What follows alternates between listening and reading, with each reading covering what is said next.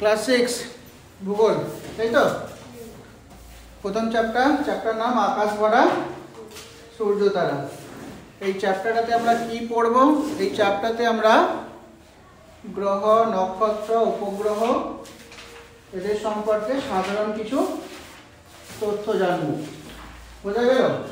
এই যে চ্যাপ্টারতে আমরা কি সম্পর্কে পড়বো বললাম? এই চ্যাপ্টারে আমরা কি সম্পর্কে পড়ব? গ্রহ, নক্ষত্র, উপগ্রহ, তাই তো? চন্দ্র অভিযান, এই সম্পর্কিত কিছু তথ্য আমরা পড়ব। মহাকাশ সম্পর্কে সাধারণ কিছু তথ্য আমরা শিখব। তো বেশ, দু তিনটে সাধারণ জিনিস দেখো। বিজ্ঞানের একটা প্রাচীনতম শাখা হচ্ছে জ্যোতির্বিজ্ঞান।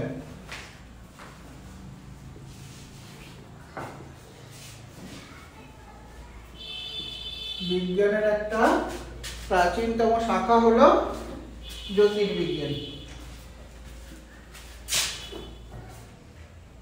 বিজ্ঞানের একটা কি বললাম? বিজ্ঞানের একটা প্রাচীনতম শাখা জ্যোতির্বিজ্ঞান।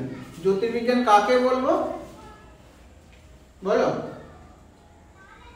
বিজ্ঞানের যে শাখায় আমরা কি বললাম? বিজ্ঞানের যে শাখায় আমরা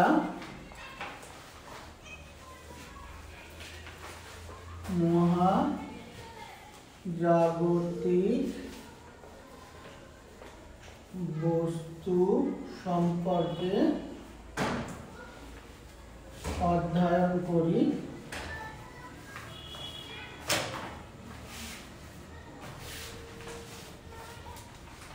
তাকে জ্যোতির্বিজ্ঞান বলে।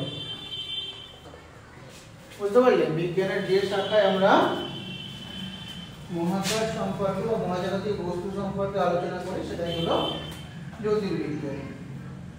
ক্লিয়ার হয়েছে? বোঝা গেছে না বোঝা যায়নি? বোঝা গেছে তো?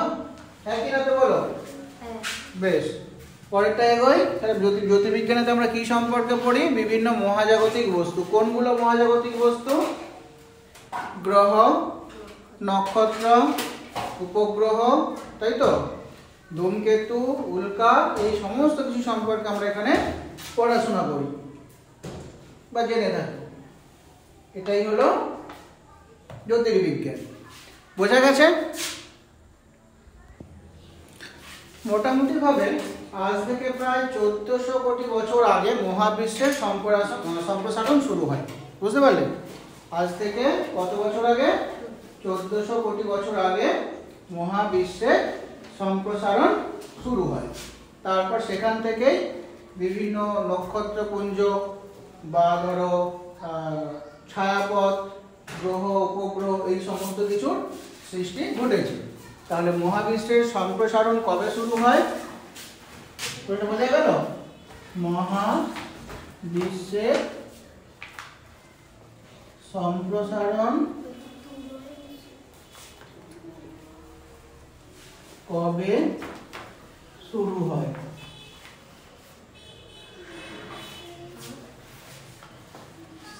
উত্তর কি বললাম? 1400 কোটি বছর আগে। এটা এখনো চলছে। বুঝতে পারলে? মহাবিশ্বের গঠন কাজ এখনো চলছে, শেষ হয়ে যায়নি। তাহলে আমরা কি শিখলাম? বিজ্ঞানের যে শাখায় আমরা মহাজাগতিক বস্তু সম্পর্কে পড়াশোনা করি তাকে বলা হয় জ্যোতির্বিজ্ঞান, তাই তো? মোটামুটি ভাবে আজ থেকে 1400 কোটি বছর আগে মহাবিশ্বের সম্প্রসারণ শুরু হয়েছিল। বোঝা গেছে না বোঝা যায়নি? কতদিন আগে সম্প্রসারণ শুরু হয়েছিল মহাবিশ্বে?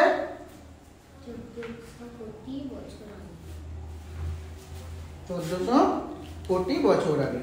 বেশ, আচ্ছা, আমরা যে মহাকাশ সম্পর্কে পড়লাম, বুঝতে পারলে? কি দিয়ে এই সমস্ত মহাজাগতিক বস্তুগুলোকে দেখি বলতে পারবে? টেলিস্কোপ বা দূরবীন। ভেরি গুড, খুব ভালো হয়েছে। তাহলে মহাকাশ দেখা যন্ত্রের নাম কি হলো?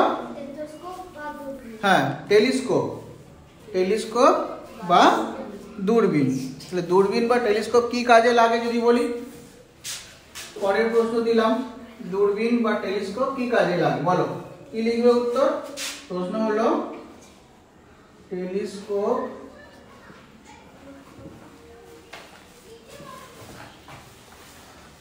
দূরবীন কি কাজে লাগে বলো,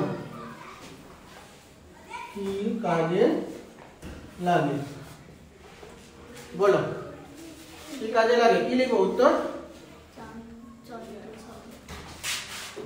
মহাজাগতিক বস্তুগুলোকে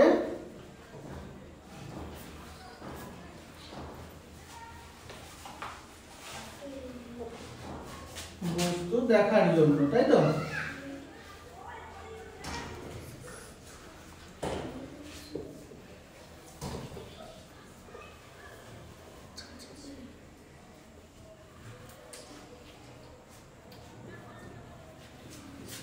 ক্লিয়ার হয়েছে না হয়নি? বোঝা গেছে তো টেলিস্কোপ আমরা কি কাজে ব্যবহার করি। এবার দেখো, এবার আমরা দেখবো নীহারিকা কাকে বলবো, বুঝতে পারলে? নীহারিকা কাকে বলবো? নীহারিকা হলো কি বলা যেতে পারে, ধূলিকণা আর গ্যাসের মহাজাগতিক মেঘ। নীহারিকা কি, নীহারিকা কি হলো, কি বললাম? ছোট ছোট ধূলিকণা। নীহারিকা কি, কি উত্তর লিখবে? নীহারিকা হলো ধূলিকণা ও গ্যাসের মহাজাগতিক মেঘ। নীহারিকা কি, উত্তর কি হবে? নীহারিকা হলো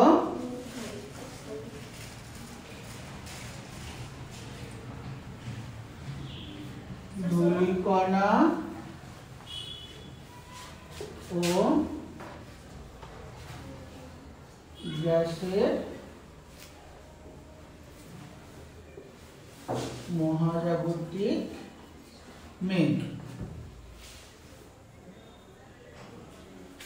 লিখতে পারবে তো? নীহারিকা কি, নীহারিকা হলো ধূলিকণা ও গ্যাসের মহাজাগতিক মেঘ। যেমন আমাদের সূর্য একটা নীহারিকা, তাই তো? তারাও বলতে পারি সূর্যকে।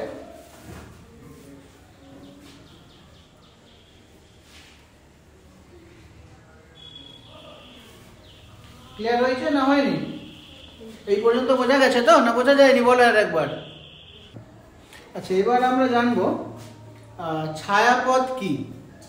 পরের প্রশ্ন হচ্ছে ছায়াপথ কি।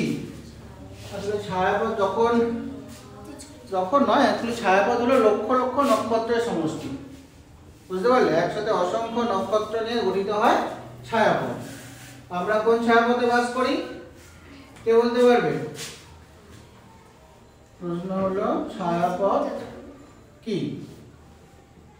কি উত্তর লিখবো? ছায়াপথ হলো লক্ষ লক্ষ নক্ষত্রের সমষ্টি। লিখতে পারবে? ছায়াপথ কাকে বলবো? ছায়াপথ হলো লক্ষ লক্ষ নক্ষত্রের সমষ্টি। বোঝা যাচ্ছে তো? সবগুলো প্রশ্ন জিজ্ঞাসা করলে বলতে পারবে তো? এবারে দেখো, আমরা কোন ছায়াপথে বাস করি বলো? আমরা কোন ছায়াপথে বাস করি? আমরা কোন ছায়াপথে বাস করি বলো? আমরা যে ছায়াপথে আছি সেই ছায়াপথের নাম কি, কে বলবে? বলো।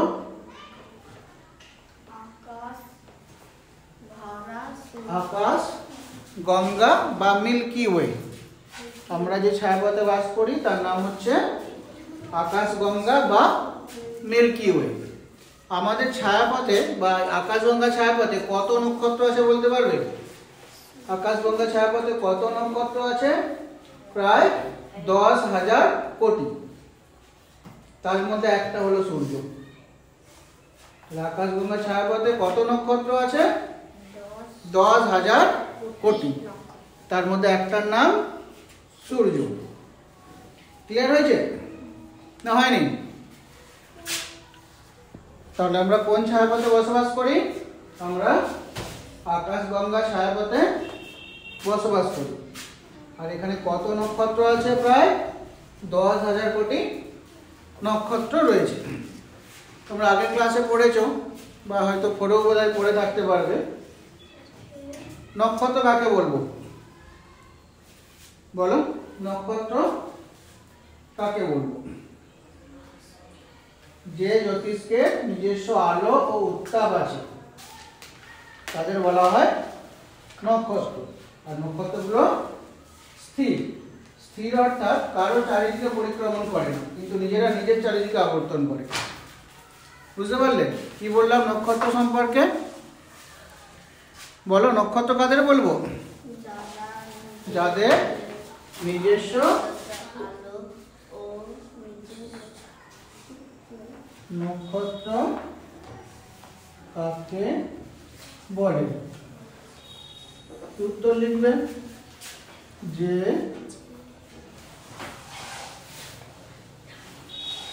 জ্যোতিষকে নিজস্ব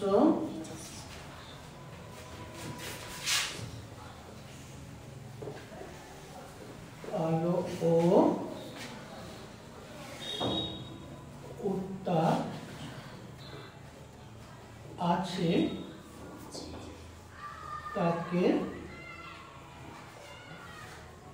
নক্ষত্র বলে। এরা স্থির।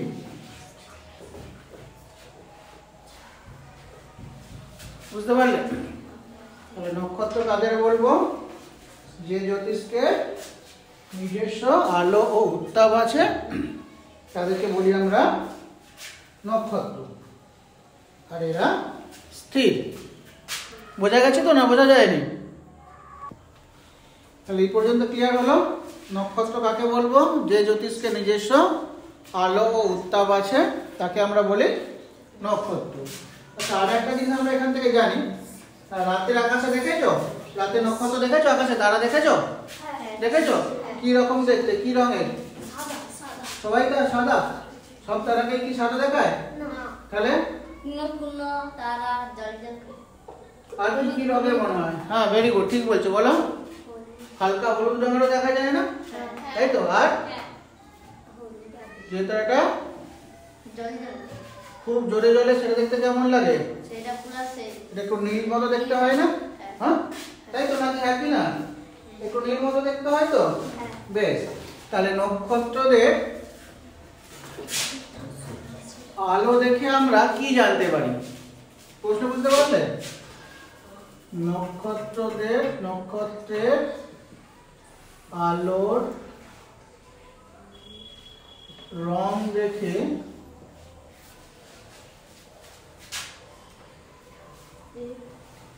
কি জানতে পারি? বলো, কি জানতে পারবো?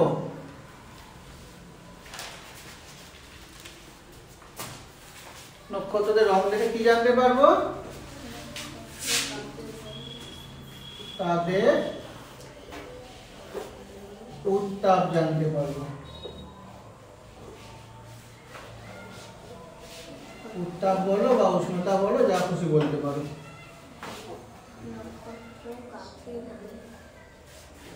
বোঝা গেল?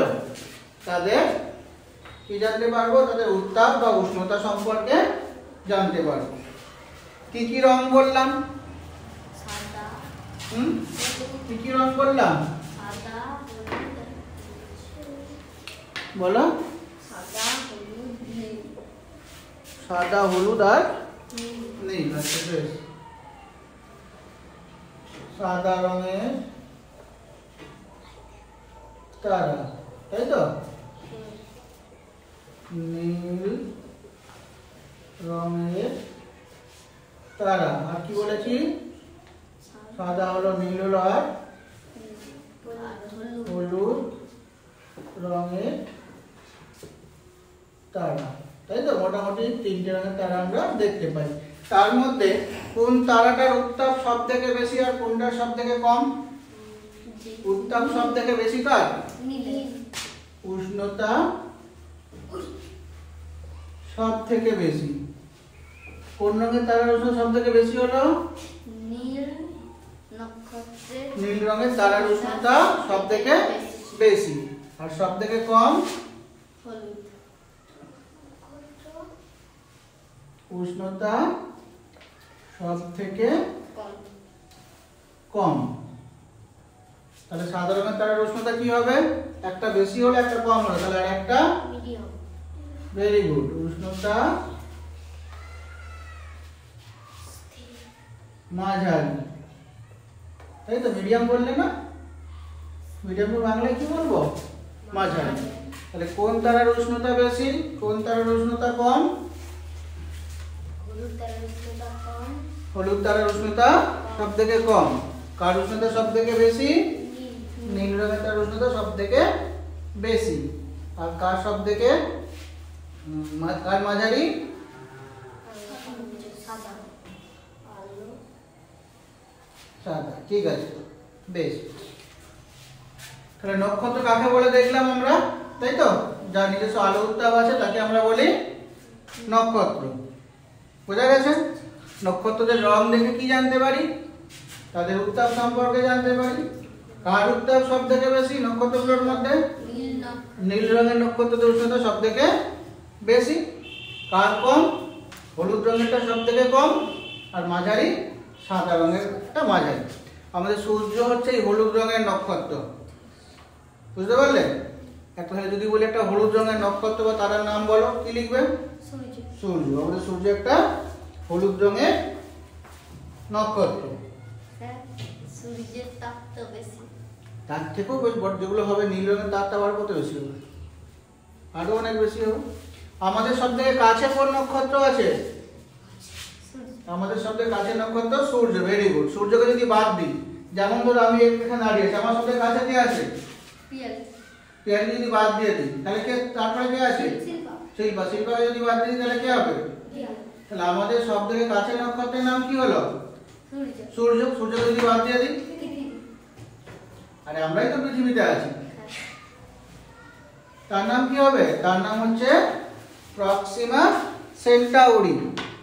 সূর্যের পরে আমাদের কাছের নক্ষত্রের নাম কি? Proxima Centauri. বোঝা গেল? তাহলে পৃথিবীর সব থেকে কাছের নক্ষত্রের নাম Proxima Centauri. Proxima Centauri. Centauri. তাহলে প্রশ্ন কি হবে? সূর্য ছাড়া পৃথিবীর কাছের নক্ষত্রের নাম লেখো, বা সূর্যের পরে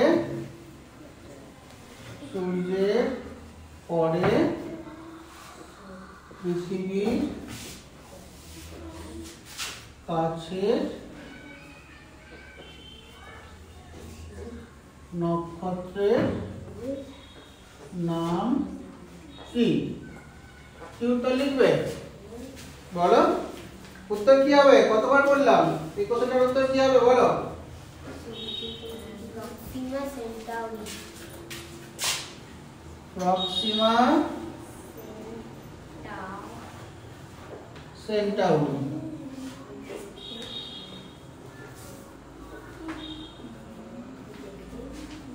সূর্যকে তাহলে বাদ দিয়ে দিলাম। আর যদি বলি সব থেকে কাছে কি হবে, তাহলে হবে সূর্য। সূর্যকে বাদ দিয়ে দিলে তারপরে কে কাছে? Proxima Centauri. বেশ। আচ্ছা, সূর্য থেকে আমাদের দূরত্ব বা পৃথিবীর দূরত্ব কত? এই পর্যন্ত হয়েছে তো লেখা? উপরে লেখাটা মুছে দিই, আশা করি হয়ে গেছে। স্যার, একটু দাঁড়ান না। একটু তাড়াতাড়ি লেখা অভ্যাস করো। উঁচু ক্লাসে উঠছো, হাতে লেখা স্পিড বাড়াও এবার, এত ধীরে ধীরে লিখলে হবে না। তাহলে সূর্যের পরে আমাদের কাছের নক্ষত্রের কি নাম? Proxima Centauri. দেখো ছবির দিকে দেখো, এবার একটু বোর্ডের দিকে দেখো। স্যার, নিচেরটা হয়নি।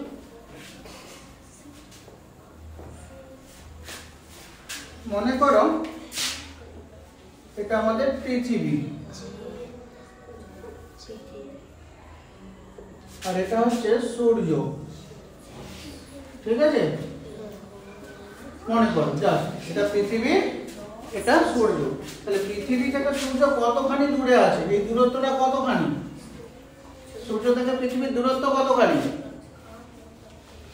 সূর্য থেকে পৃথিবীর দূরত্ব, গড় দূরত্ব প্রায় 15 কোটি কিমি। কতখানি বললাম? প্রায় 15 কোটি কিমি।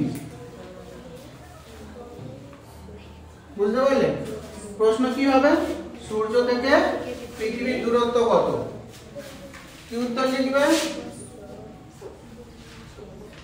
সূর্য থেকে পৃথিবীর দূরত্ব কত? কি উত্তর হবে? প্রায় প্রায় 15 কোটি কিমি। বেশ, লিখে ফেলো। সূর্য থেকে পৃথিবীর দূরত্ব কত? উত্তর লিখবে প্রায় 15 কোটি কিমি। তাহলে সূর্য থেকে পৃথিবীর দূরত্ব কত? প্রায় 15 কোটি কিমি। এবার যদি আমি সূর্যকে বাদ দিয়ে দিই, দিয়ে সূর্যের পরের নক্ষত্র কে ছিল? Proxima Centauri. এবার মনে করো এটা প্রক্সিমা সেন্টাউরি, ঠিক আছে? এটাকে মনে করো প্রক্সিমা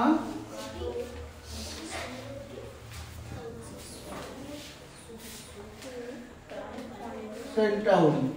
তাহলে দূরত্ব কতখানি হবে? এই দূরত্বটা কতখানি হবে? পৃথিবী থেকে প্রক্সিমা সেন্টাউরি দূরত্ব কত হবে? কত হবে? প্রায় 41 লক্ষ কোটি কিমি, বা 4.2 আলোক বর্ষ। এটা আমরা পড়বো, আলোক বর্ষটা কি আমরা পড়িনি। তাহলে পরের কোশ্চেন কি হবে বুঝে যাওয়া উচিত।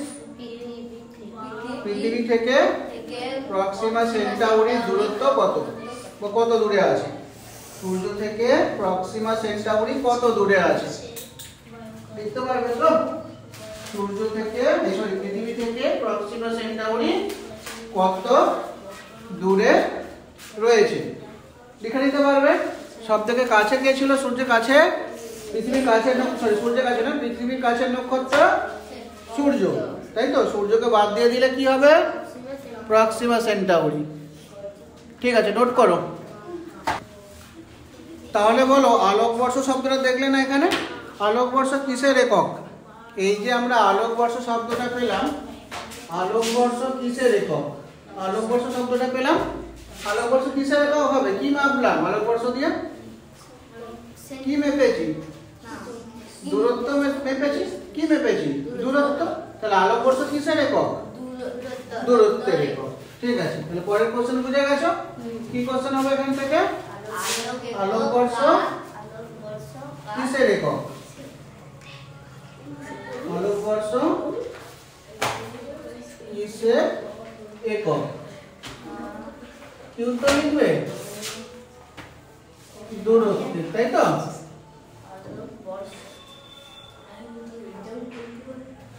আলোকবর্ষ কিসের একক?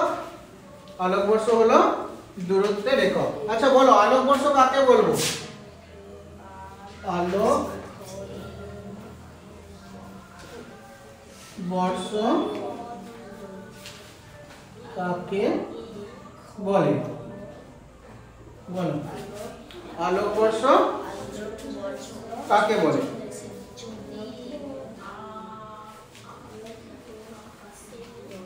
বুঝতে পেরেছো? এই কোশ্চেনটা দেখবো আর এটাই আজকে এখানে আমরা শেষ করবো। আলোকবর্ষ কাকে বলবো? বলো, আলোকবর্ষ কাকে বলবো? আলো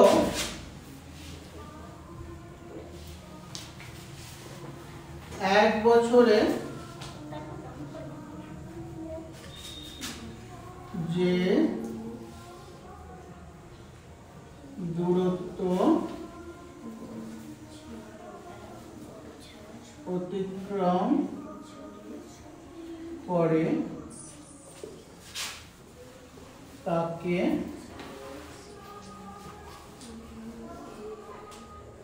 আলোকবর্ষ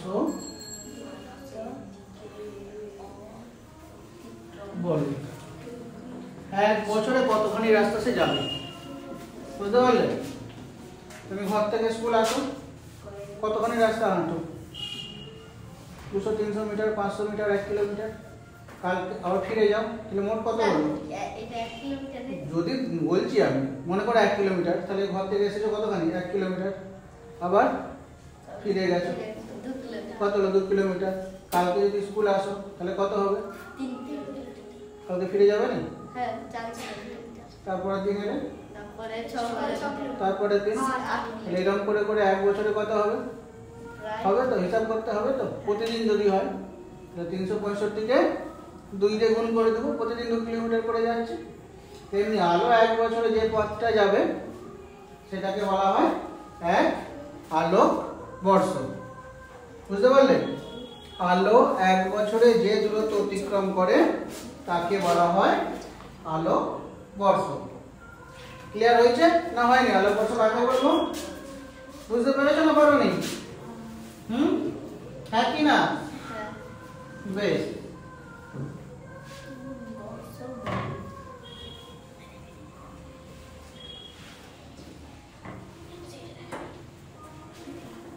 এবার আমরা দেখব আলোর গতিবেগ কত। 1 বছরে কতখানি যাবে ততটা তো হয়ে গেল আলোক বর্ষ।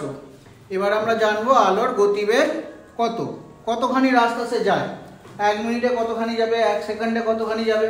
তুমি 1 মিনিটে কতখানি যাবে? যদি বলি 1 মিনিট হাঁটো বা ছুটো কতখানি যাবে? একটু একটু রাস্তা। আলো কি অতটুকুই যাবে না বেশি যাবে? বেশি যাবে। কতখানি যাবে বলো? না স্যার 1 মিনিটে 1 কিলোমিটার চলে যাবে। হ্যাঁ 1 মিনিট 1 মিনিটে দেখো, বোর্ডের দিকে দেখো। আলোর গতিবেগ কত বলো? 1 সেকেন্ডে কতখানি হতে পারে? 1 কিলোমিটার। হ্যাঁ 1 সেকেন্ডে 1 কিলোমিটার। পড়ো, কি লিখলাম? 3 কি হবে তারপরে? কিলোমিটার। 3 কিলোমিটার। না 3 কিমি। কি লিখলাম? 3 লক্ষ। 3 লক্ষ কি? না কিমি গতিবেগ কিমি। বুঝতে পারছো 3 লক্ষ। কতখানি রাস্তা যাচ্ছে?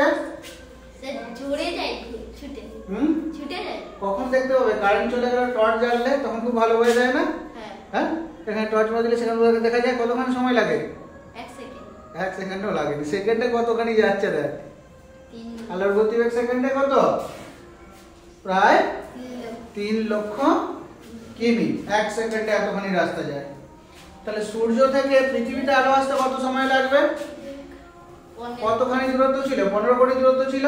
তাহলে ওইটা আসতে কত সময় লাগবে? হিসাব করে বার করতে পারবো কি পারবো না? তাহলে সূর্য থেকে পৃথিবীতে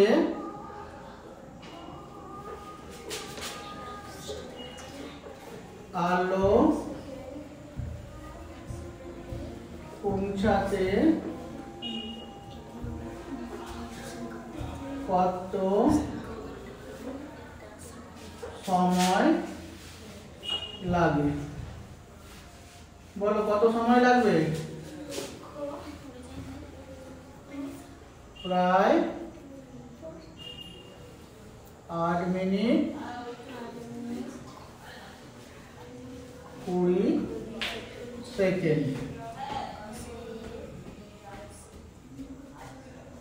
তাহলে সূর্য থেকে কতক্ষণের মধ্যে আলো আমাদের চলে আসে পৃথিবীতে? প্রায় 8 মিনিট 20 সেকেন্ড। তাহলে এই পর্যন্ত আমরা আজকে পড়া শেষ করলাম। ঠিক আছে? কোনো অসুবিধা থাকলে বলো। সূর্য থেকে পৃথিবীতে আলো আসতে কত সময় লাগে? প্রায় 8 মিনিট 20 সেকেন্ড। আলোকবর্ষ কিসের একক? আলোকবর্ষ হচ্ছে দূরত্বের একক, তাই তো? আলোকবর্ষ কাকে বলবো? আলো 1 বছরে যে পথটা যাবে বা যে দূরত্বটা যাবে সেটাই হলো 1 আলোকবর্ষ। আলোর গতিবেগ কত? আলোর গতিবেগ সেকেন্ডে প্রায় 3 লক্ষ কিলোমিটার। বোঝা গেছে এই পর্যন্ত? ক্লাস শেষ করি এখানে।